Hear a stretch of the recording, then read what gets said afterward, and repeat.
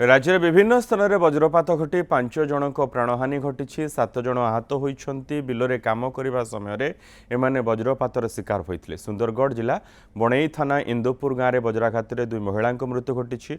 मृत 2 जन महिला सुनीता ओराम और द्रौपदी किसान जमी काम करने समय वर्षा घड़घड़ी होता।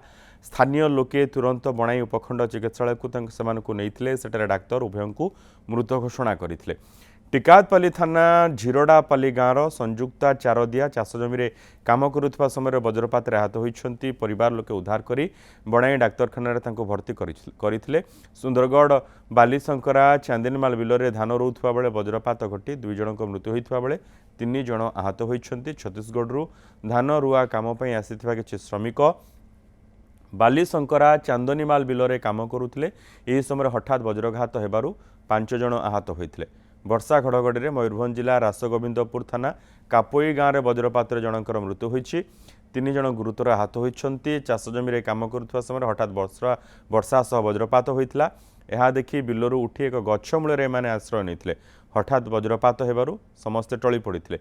स्थानीय लोके हस्पिटाल नहीं तेबे कापोई गाँवर शिव मुर्मू मृत्यु घटी।